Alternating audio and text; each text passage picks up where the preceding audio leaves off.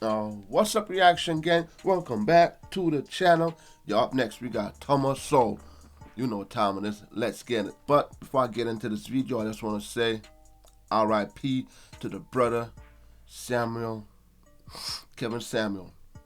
I just want to say R.I.P. to the brother, man. Quick moment of silence. Yeah, apparently they said he passed away from a heart attack. He had a cardiac arrest or something like that.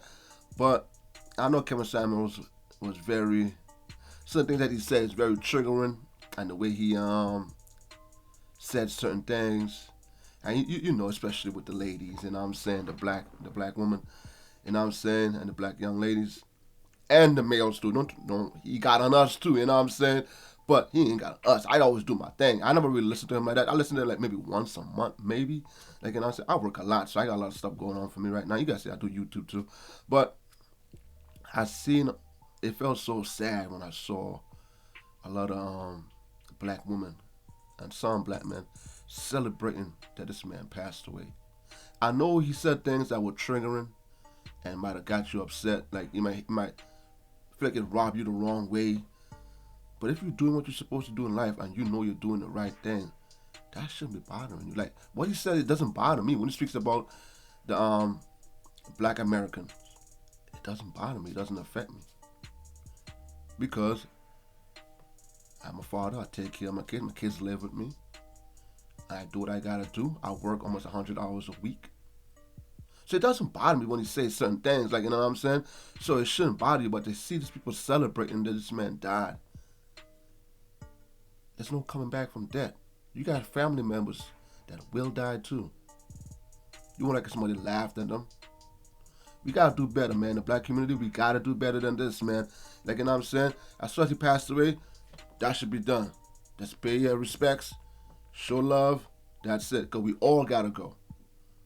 We in special. We all. I used to go in the black community. These young kids in the streets getting shot. It's murdered. It's robbing. It's so much going on right now. It's ridiculous. And at a young age, talking about 12, 13 years old. But I'm not sure he's gonna go with this in this video. I don't want to take you guys too much time. You see, it got me going already, man. I feel some type of way already. You know what I'm saying? But we get some time to get into this Thomas Sowell. You know what time it is. Let's get it. When I grew up in Harlem in the 40s and 50s, I never heard a gunshot.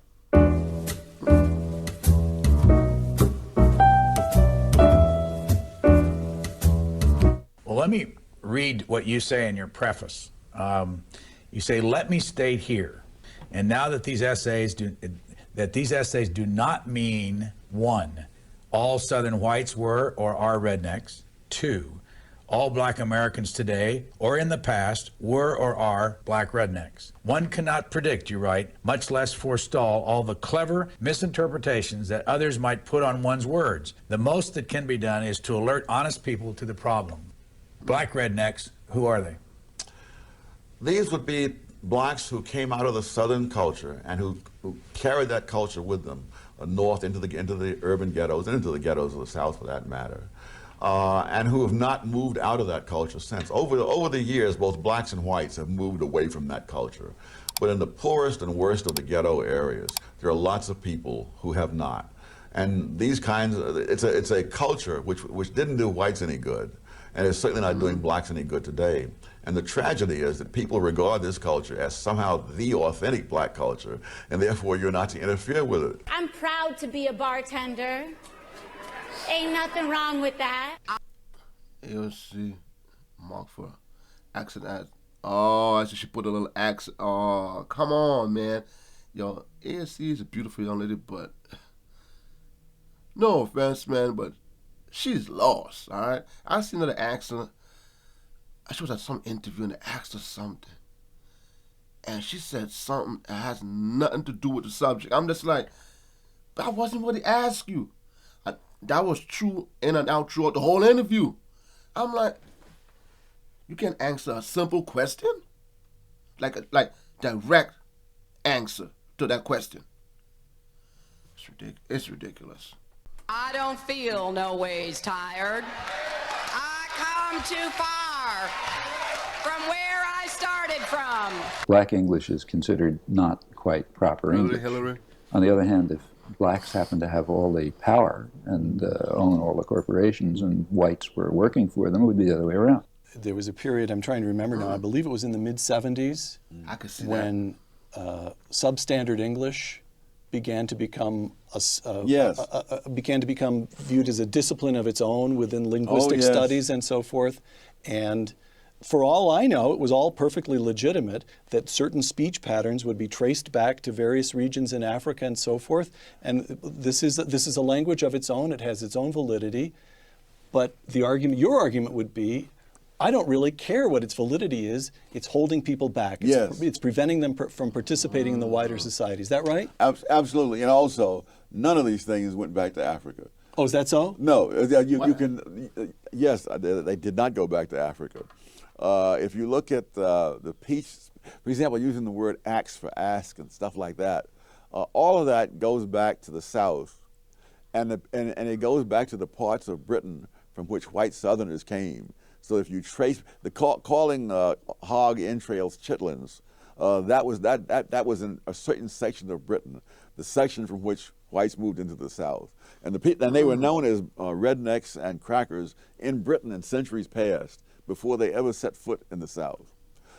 So the whole thing is as phony as the $3 bill. In Intellectuals and Race, you cite an observation by the intelligence expert, IQ scientist James Flynn, that just stopped me cold. After the Second World War, you've got large numbers of American troops remaining in Germany. For that matter, there's still several tens of thousands there today. Wow. And both black and white American soldiers had children with German women. And Flynn discovered that those children growing up in Germany showed no IQ differences at all. The black kids and the white kids, the same. Professor Flynn concluded that the reason was that the offspring of black soldiers in Germany grew up. So what are you trying to say is that the kids over there in Germany, the black kids and the white kids, there was no difference? I guess in education-wise. Wow. So, I see what he's going. I see what he's going to take. I see where he's going to. I see where he's going to go with this. So, he's pretty much saying the black soldiers that was in Germany, the German ladies, they had kids, or the black kids over there had the same knowledge, education as the white kids. So I'm pretty sure he's gonna go with the black Americans. Up in a nation with no black subculture. Yeah. Close quote. Wow. Which means what? Which means they experienced exactly the same expectations. Is this No. The expectations are external. The culture in which they grew up was not the culture in which black kids grew up in America today. So they had. There's no gangster rap. Oh, I see what he says. So he's saying that the culture itself, like how what I'm saying with rap and how you got the whole slang and all that type of stuff, influence the black culture in America. Okay, he's saying there's no gangster rap over there in Germany. Wow. That was pervasively available in Germany. So here's what I'm getting. There is something about black subculture in America today that holds African Americans themselves back? Yes, because that very same subculture held whites in the South back as well. That in the time, this mental. Yeah, he's not lying though. He's speaking facts, so he's speaking facts on that. Because, like, you see that, what's that thing called again that they have, Ebonics? Like, what I'm saying? I guess the slang, how the black kids use and stuff like that. But the slang that they use is not actual words. I mean, that's their meaning. But in real society, that's not the meaning of that word. That word has no meaning. So and I see when rappers, especially down south, black rappers, not all of them, but a lot of them, how they talk like they're in like in 4th, 5th grade. It's weird. When I hear them speaking, I'm like, I don't understand what they're saying. I'm like, what did he just say? I mean, like, by him just actually just talking. I couldn't understand exactly what he was saying. And you guys know who I'm talking about. There's a few of them, Kodak Black. Sometimes I can't understand what he's saying, but sometimes I'm like, I gotta pay close attention to what he is saying. Yeah, that's not good, bro. Testing in the First World War turned up, among other things, the fact that whites from various 4 or 5 southern states scored lower on the mental test than blacks from 4 or 5 northern states. And so it really was a question of the subculture that was there, which was a handicap to both. Wow. I could go on for days about the social degeneration, but let me give you just one quick example. When I grew up in Harlem in the 40s and 50s, I never heard a gunshot. Now, I'm sure someone fired a gun somewhere in Harlem, but it was not such a pervasive thing that you had to hear it. You know, I have relatives in Washington. I asked them the same question. People in my generation. Growing up in Washington, D.C. Yes, and low-income black neighborhoods. Did you ever hear a gunshot when you were growing up? And the answer was no. I have relatives in North Carolina. I asked the same question.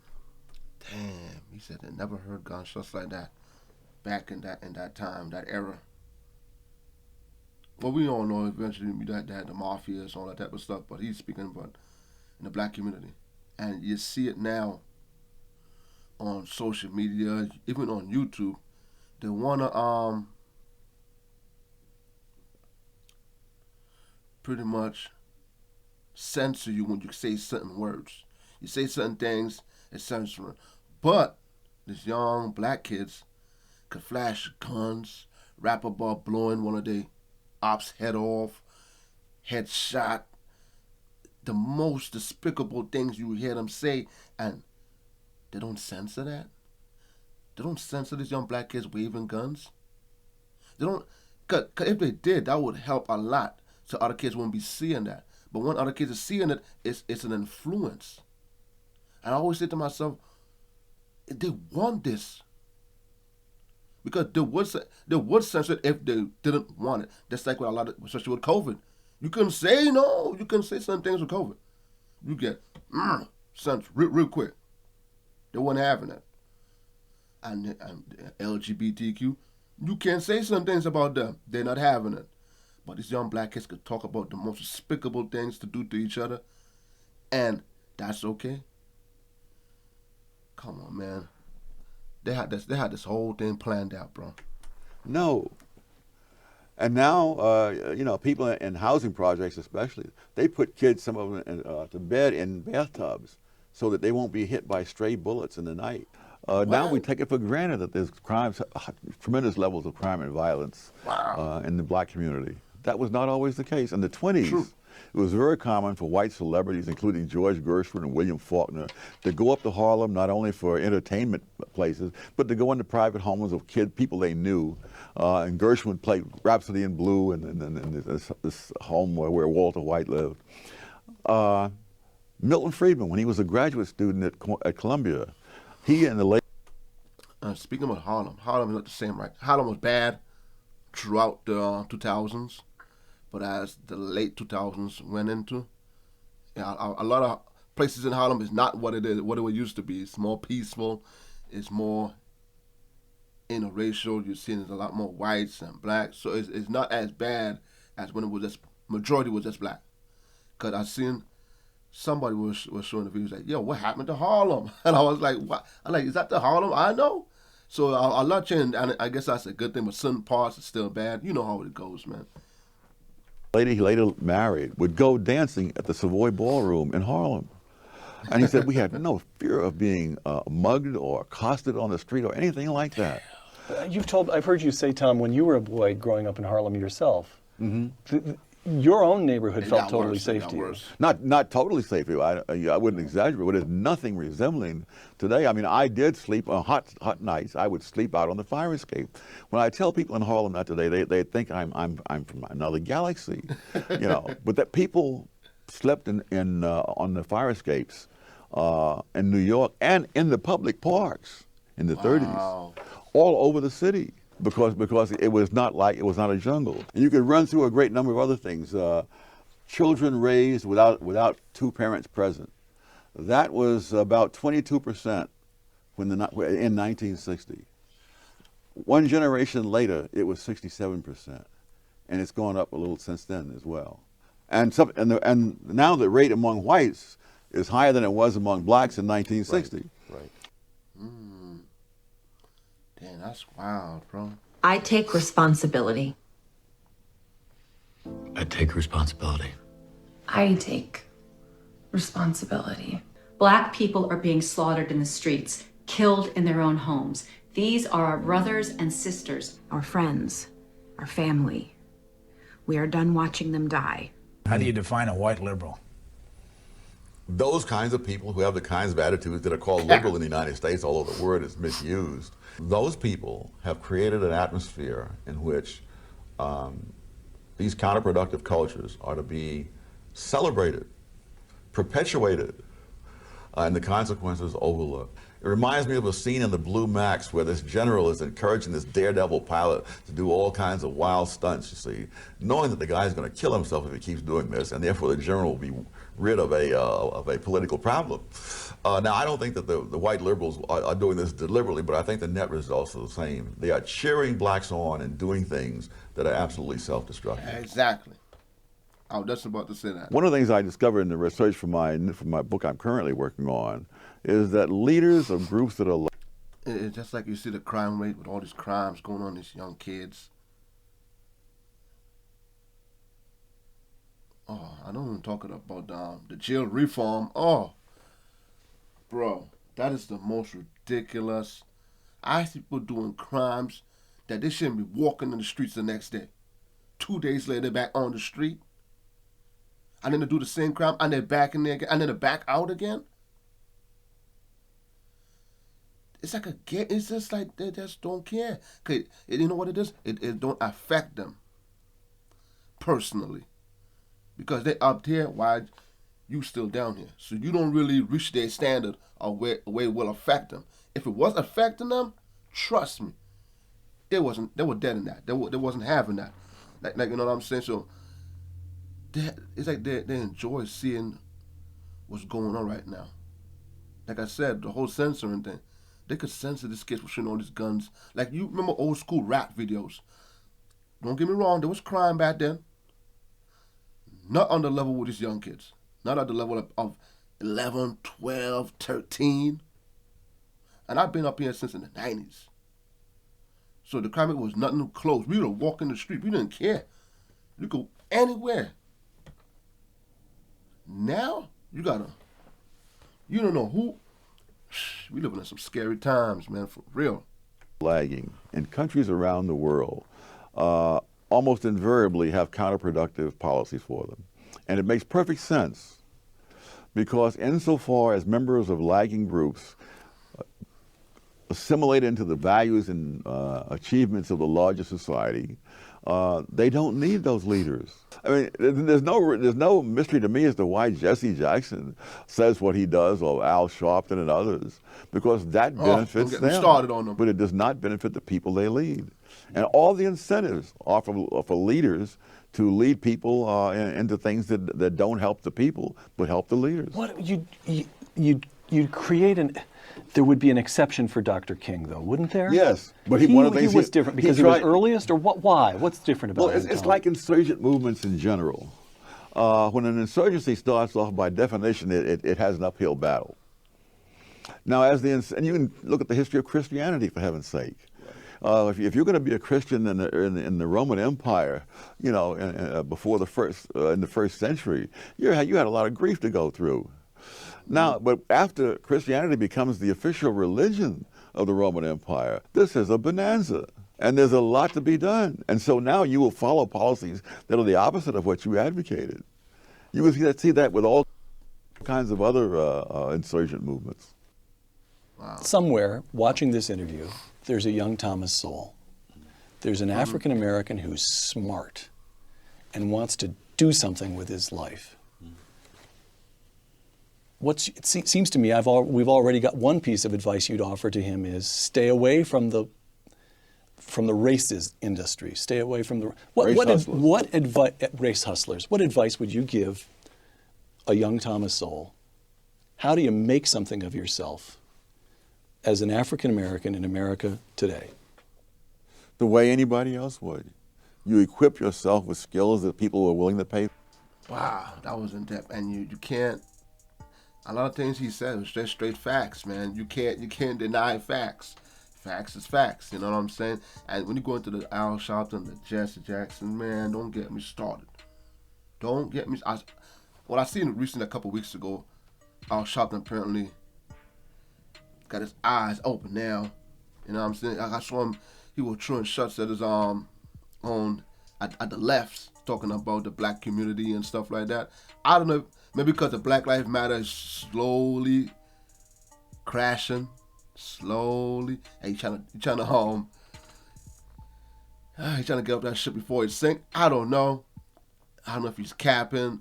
It's hard to tell because Al Sharpton was only there when it's the white on black crime, the cops. That's the only time you see them. So with all this black on black crime and you see going on in the community, these young kids, they're nowhere to be found. There's nobody speaking up. Especially those are the ones that have the voices and they have that platform where they can make an impact. You don't see them when it's time to really see them. Like right now. Right now you hardly hearing any cops shooting, so you're not really hearing them right now. But the minute something happens and they see they could make a few bucks. No, I can't even see a few bucks because Black Lives Matter sick and anxious for that $60 million. But something needs to change, man. Something needs to change. It has to change soon because it's not looking good for the black community right now. I think the crime in New York City is up by like 67%? It's up there.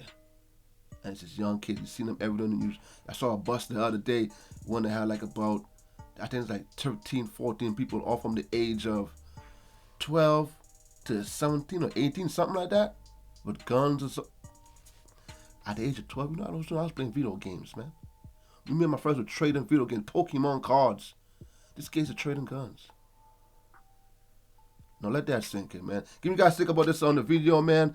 I like getting this type of topic, man, because I'm getting older and you'll like to see these kids take a different direction, different path, and see them have some shape and form of a future instead of a casket box. You feel me? But until then, I'll catch you guys next video, man. Peace out. Have a blessed day. Let's get it, y'all.